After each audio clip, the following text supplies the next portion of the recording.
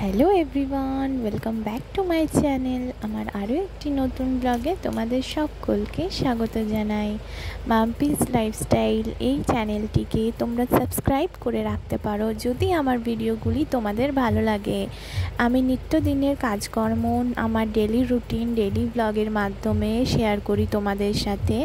আমার 6 মাসের একটা ছোট্ট বাচ্চা মেয়ে আছে, সেই বাচ্চা মেয়েটিকে সামলে আমি কিভাবে তোমাদের সাথে শেয়ার করি এবং আমার কাজকর্ম যদি তোমাদের ভালো লেগে থাকে তাহলে কিন্তু তোমরা আমার পরিবারের একজন সদস্য হয়ে আমার পাশে থাকতে পারো।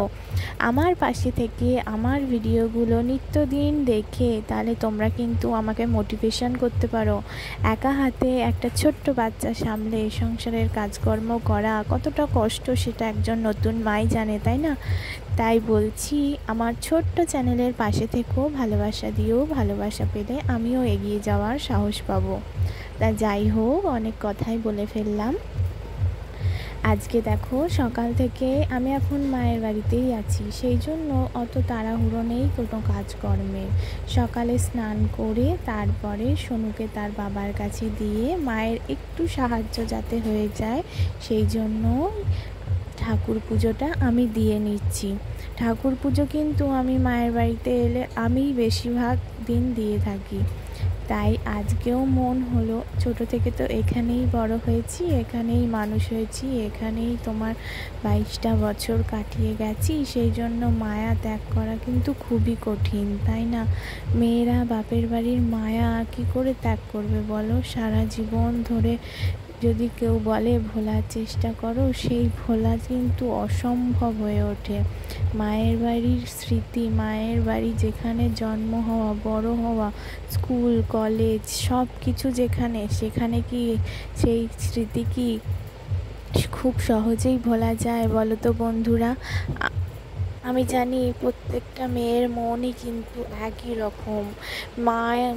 মায়ের বাড়ি, বাবা, এই আলাদা একটা ফিলিংস আছে, তাই না?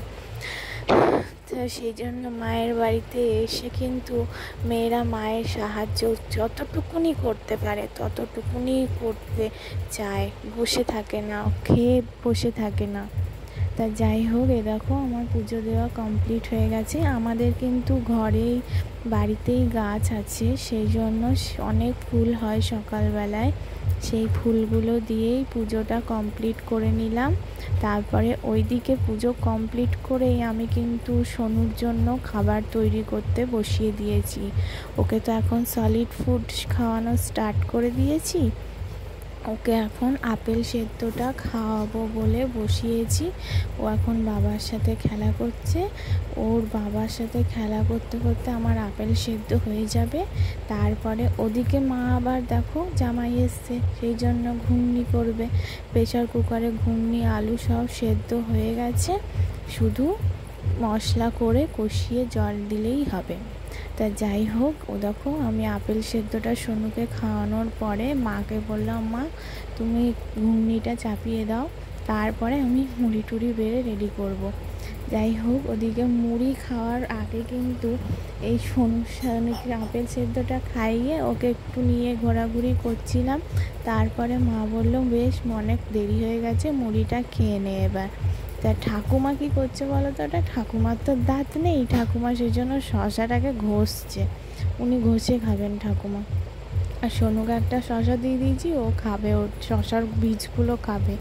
যে শশাগুলো কচি কচি হয় সেই শশার বীজগুলো খায়। তারপরে মুড়ি টুড়ি খাওয়ার পরে দেখো আবার রান্নার জোগান করা হলো। রান্নায় আজকে আমার বাপি চিকেন নিয়ে এসছে। হ্যালো বন্ধুরা, কেমন আছো তোমরা সবাই? আমি কিন্তু গরমে ভালো নেই, তোমাদের ভালোবাসা জানালাম। গরমে ভালো থেকো, জল খাও।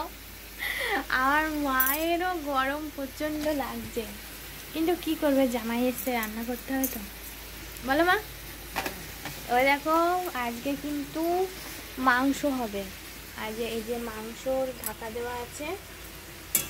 আর এখানে কি হচ্ছে, এটা ডাল সেদ্ধ হচ্ছে, এটাতে ডাল সেদ্ধ হচ্ছে। আর ওটা হচ্ছে পটল আলু সয়াবিন দিয়ে তরকারি হচ্ছে, পটল ভাজা, বেগুন ভাজা, চাটনি, তারপর মাংসটা হবে।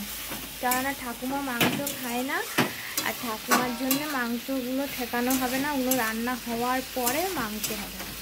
তা তোমাদের কি রান্না হচ্ছে বলো, তবে তো আমি জানতে পারবো। টাটা। এই যে রান্না হওয়ার পরে এখন তোমাদের সাথে খাওয়ার সময় দেখা হচ্ছে।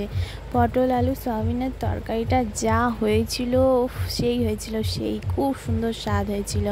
আর মায়ের বাড়ি এলেই আমার তো লেগ পিস বাঁধা, দুটো লেগ পিস এনেছিল, একটা জামাইকে দিয়েছিল, একটা মেয়েকে দিয়েছিল। ঠাকুমাদিকে আলাদা খাচ্ছে নিরামিষ, পেঁয়াজ রসুন ছাড়া।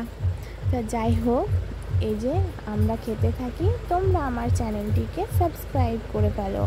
খাবার খেতে খেতে চ্যানেলটি সাবস্ক্রাইব করে ফেলো, আমার নতুন চ্যানেলের বন্ধু হয়ে যাও। টাটা।